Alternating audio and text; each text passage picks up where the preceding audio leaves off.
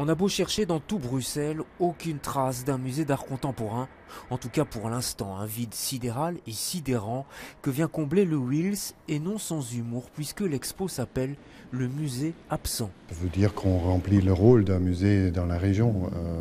Je ne sais pas si c'est le cas, mais ça nous a donné l'idée de jouer au musée pendant 4 mois et donc de faire un musée pour la capitale de l'Europe qui s'avère être Bruxelles. Et le vaisseau Wiels nous embarque pour un voyage curieux et audacieux, des œuvres absentes, des collections de musées traditionnels et parfois même gênantes, comme ce portrait de Félix Nussbaum peint en 1942 à Bruxelles, juste après les rafles.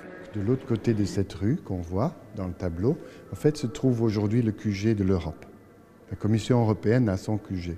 En fait, de sa fenêtre, en fait, il pourrait, en fait, en quelque sorte, converser avec le président de la Commission européenne.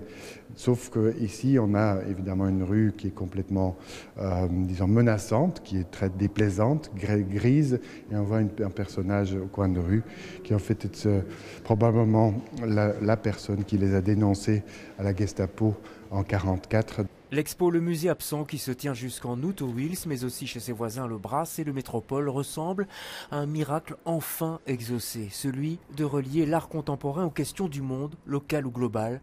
Les promoteurs et responsables politiques du futur musée d'art contemporain de Bruxelles seraient bien inspirés de venir y faire un tour.